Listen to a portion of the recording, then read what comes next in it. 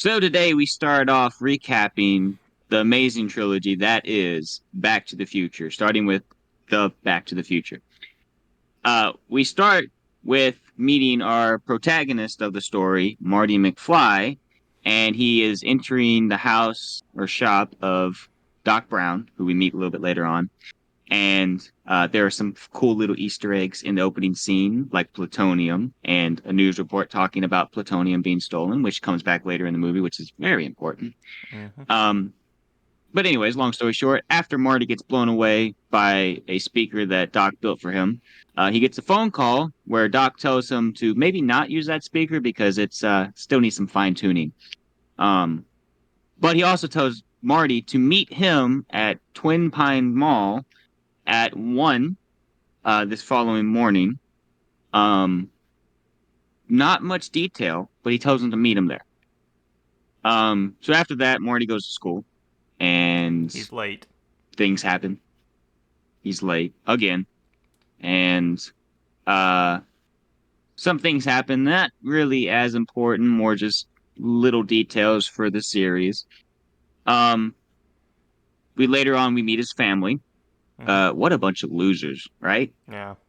Yeah, and we also meet Biff, the bully, the antagonist of this pretty much this whole entire series. Yeah.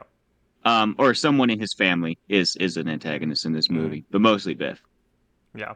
Um, then Marty goes to take a nap or fall asleep or whatever, and he gets a phone call by Doc a little bit before 1 o'clock that night, and he tells him to bring a camera because they need to record this. So on his way to Twin Pine Mall, he picks up the camera and he goes to meet Doc. Hmm. And this is where we meet Doc Brown, but we also meet the most important character in the movie, Einstein. Mm, yes, Not most Al- important character of all the trilogy. not Albert Einstein. Einstein the dog. And Yes. why I say he's the most important character in the entire trilogy is he's the first person to time travel. Well, he's not a person, he's a dog. Mm. But he's the first dog to time travel. He is the first living creature to time travel. Mm-hmm. So without this, we wouldn't have the whole entire series. Yep. So because of the bravery of Einstein, the dog, we have time travel. We don't really know where he goes or Give what he does when he time travels, but hey, he's the first to time travel. Good job, Einstein. We'll give you a treat later when we're finished. Anyway, after Einstein bravely time travels, some terrorists show up because Doc Brown stole plutonium from them to power his time machine, which just so happens to be made out of a DeLorean. And obviously, the DeLorean needs plutonium to run. Mm-hmm. Doc got it from the terrorists because he told him he would build a bomb. He gave him a fake bomb, and when they find out, they're not too happy about it. So they come up and they decide that the best course of action is to shoot Doc Brown. Mm-hmm. Um, well, Marty's not really too happy about this, so he screams out, and they see him, and they're like, "We have to get rid of any evidence." So he runs around the van to the other side, and then they come around, and then they go to shoot him, but the gun locks up. Lucky Marty. So he goes and he dives into the DeLorean, and not really thinking about the fact that it's a time machine because he kind of was just introduced to the idea of time travel. He starts taking it around the parking lot, and then he hits 88 miles an hour, which is the magic number for the DeLorean to jump into time. And so he hits it, and the next thing he knows, he's in a field, not really sure what's going on. The next thing he knows, he's in a barn, Mm-hmm. and he crashes into the barn. And he meets a lovely farmer and his family, Yes, yes. which the But, farmer well, also is brandishing a shotgun, so, uh, gotta do what you gotta do. yeah. You gotta kill the aliens. Yeah, So, so, anyways, very much confused. Marty goes to where he think home is to find an open field because at this point in time, unknown to him, he is in the year 1955. But he goes back, and at this point in time, his neighborhood is not built. Mm-hmm. So, anyways, he kind of crashes there. I think he crashes the car, parks it behind a billboard, and then he walks into town. By the time he gets into town, it's morning, and he starts to realize things are not as they seem. Um, and he's like, I don't know what to do, but I know who does know what to do. I'm gonna go find Doc Brown. So he looks over, he sees a diner, he sees a phone booth. For you young kids over there, a phone booth is a place where you go and you change into a superhero. Anyways, he goes and he finds the phone book and he looks up Doc Brown. Wait, you mean DC Comics didn't invent the phone booth? No, they probably did. Oh, okay. After he looks up Doc Brown, he proceeds to go into the diner to get a Pepsi. He sits down at the bar and just so happens to be sitting next to his old man, George McFly. And it also just so happens that Biff, the bully from earlier, walks in. And just like he is in 1985, he is a bully in 1955. Bullies never change. Um, so they have a brief run-in. But Marty comes out mostly unscathed, not too much harm. Biff leaves, and then George proceeds to leave after a little conversation. And so Marty runs after George because he's like, "You're my dad. I got to talk to you." Obviously, why wouldn't you want to talk to your dad as a teenager? Mm-hmm. So he follows George, and George proceeds to climb a tree and start bird watching. Do we want to call it that? I think we want to call it that. Bird watching is the best idea. Peeping Tom's a little bit too. Well, his name's not Tom, so it doesn't fit. But, anyways, while he's up in the tree, bird watching, peeping on Tom, as it were, he falls out of the tree. Well, I feel like we've heard this story before because this story is very similar to the story as how George McFly and Lorraine, Marty's mom and dad, met. However, seeing George drop in the middle of the street, Marty not really know what he's doing, pushes George out of the way right when a car smacks, hits Marty, and Marty's knocked out cold. Well, I don't know if it was cold or not. I mean, it's kind of hard to tell in a movie. He was wearing a life jacket, so it seemed like it might have been a little chilly. And it was November. Possibly. Anyway, Possibly. So Marty wakes up thinking all the previous events were a dream. Wakes up in a dark room and calls for his mom. And his mom... Well, she answers. Yeah, but his mom from 1955. Because you see... Pretty hot. His mom. You see, the car that hit Marty was, unbeknownst to him, his grandpa driving it, Lorraine's dad. And the house that he was in front of was Lorraine's house. So, yeah. AKA Tom. AKA Tom. So, now... Yes. Because that was supposed to be George, now Lorraine is falling for Marty. Don't think about it too much. Skip right past it. Yeah. So, anyway, yeah, let's skip past this. Anyway, Marty leaves, goes to find Doc, and find out what's wrong with the DeLorean. Turns out, 1.21 gigawatts is not as easy to come by in 1955. Neither is plutonium. Obviously it's very, very commonplace in the future. But in 1955, it's not commonplace. 1.21 gigawatts? While we wait for David to recover, Doc Brown tells Marty that the only thing that can produce 1.21 gigawatts is a bolt of lightning. And, well, those aren't really easy to come by. Well, they are, but they're not easy to find out where they're hitting.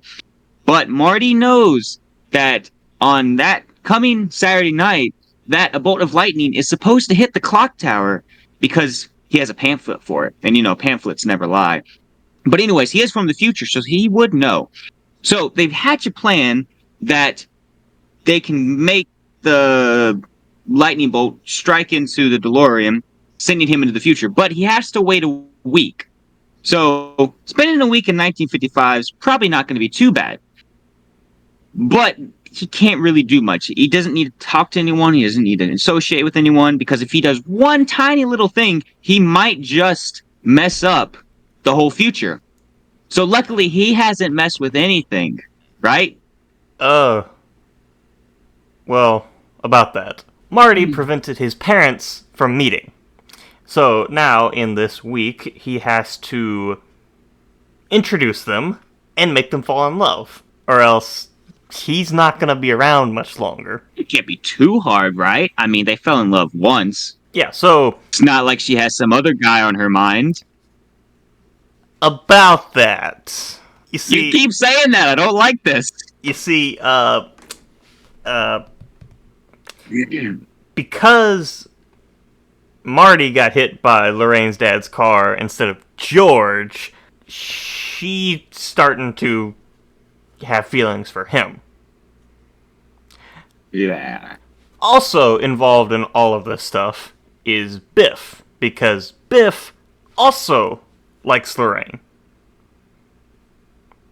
So, Yeah. what is this, a love square? I don't know, but it leaves a bad taste in my mouth. Best not to think about it. Anyway, so long story short, George likes Lorraine. They are supposed to end up together. Lorraine likes Marty, which is weird. And Biff likes Lorraine, but Biff likes Lorraine, but nobody likes Biff. Yeah. Okay, I think we got that straight. Okay. Anyway, so now that we got everything straight. So now Marty's goal is to try to get Lorraine to unlike him and like George. So, first attempt. He goes to school and, well, he sees just how much of a dork his dad is. That's beside the point. Well, not really beside the point, but we'll put it beside the point at the moment. So he introduces George to Lorraine. How does that go, David? Lorraine ignores him. If Take two. So on the second round, Marty tries to introduce George to Lorraine, but he is not going to be there because he sees that he's a kind of a distraction. So he decides to send George into the retro bar, the cafe or whatever. It's not retro at that point in time. It's just modern. Mm-hmm. Where Lorraine is, and he gives him some pointers. And, I guess George takes it a little to heart, thinking he should quote Marty, and that goes about as well as you would expect. Yeah, so the first attempt failed because Marty was there. The second attempt failed because George is just George. Not the most... You got ladies' men, and then you got George. Into the other end of the spectrum. Also, there's another problem that comes in with this introduction. Biff walks in, and while Biff likes Lorraine, he doesn't like to see anyone else trying to get with Lorraine. So he goes to basically beat up George when Marty steps in. I mean, does fend off Biff.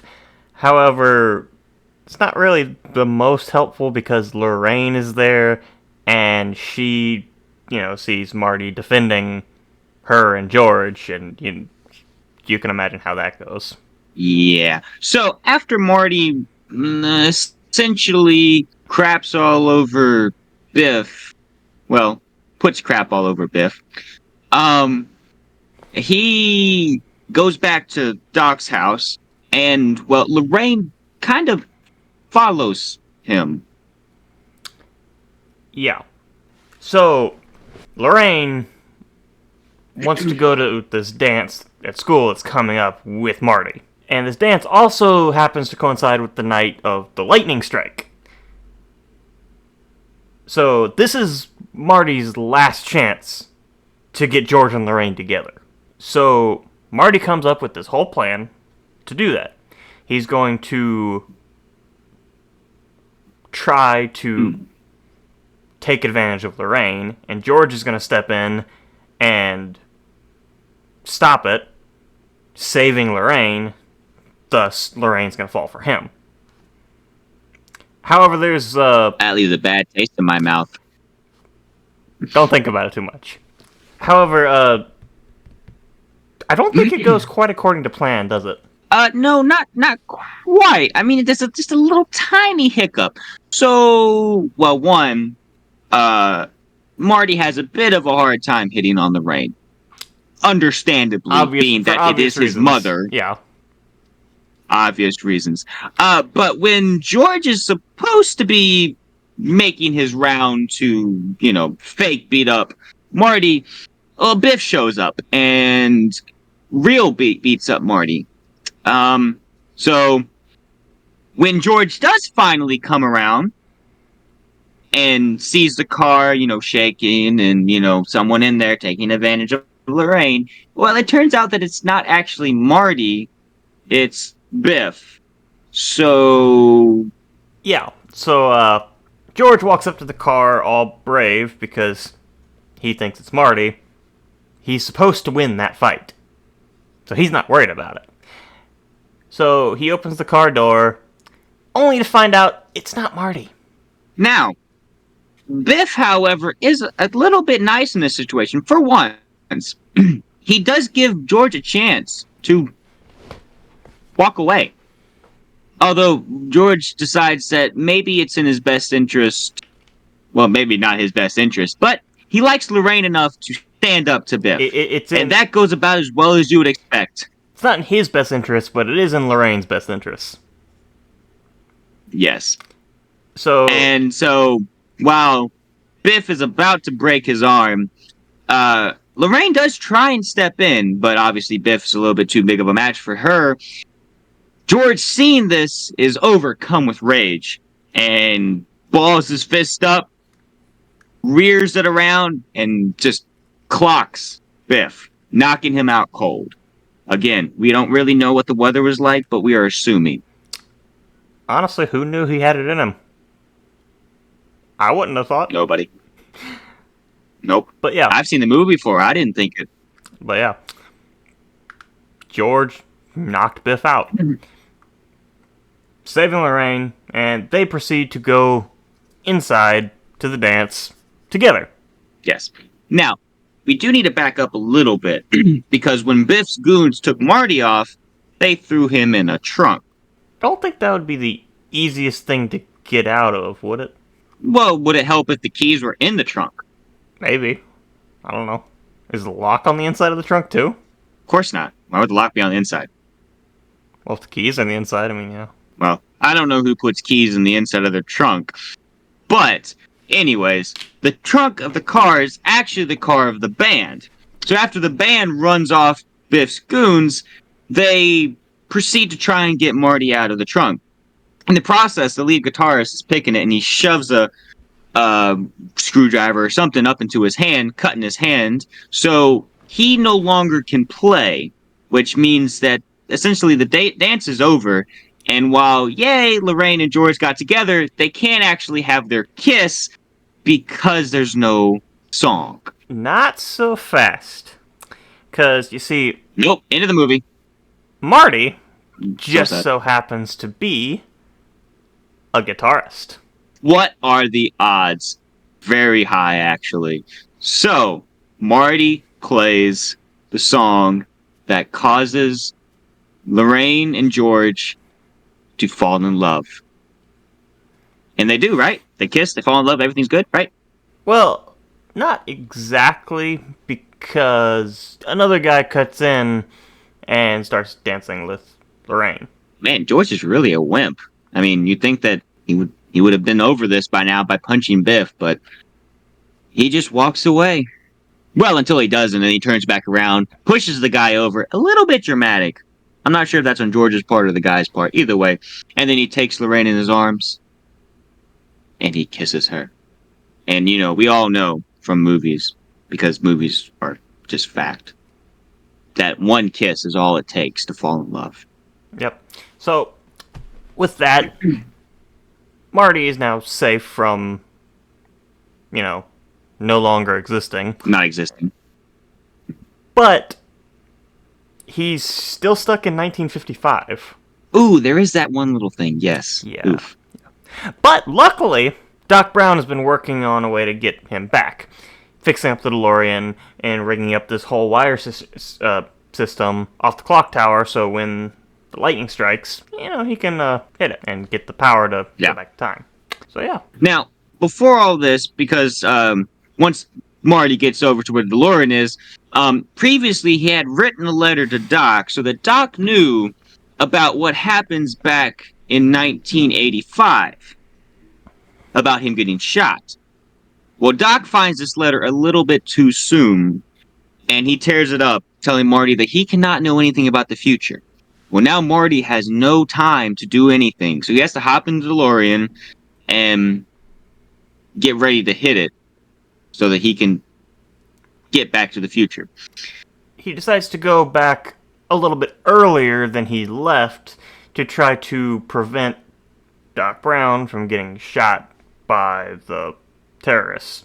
But he doesn't go back soon enough because while he might have gone back 10 minutes early, he doesn't give himself enough time for the DeLorean not to work and him running all the way across town. So he gets to Lone Pine Mall just as Doc is getting shot. And mission failed. He sees himself drive off, and he sees the terrorist drive off, and rushes over to Doc Brown's corpse. And while he is grieving, Doc Brown's corpse sits up. Wait, is it a zombie? It might be. Oh no, actually it turns out that Doc Brown actually did read the letter, saying that maybe the future in some instances isn't too bad knowing ahead of time, and so he brought a bulletproof vest so that he would survive the shots.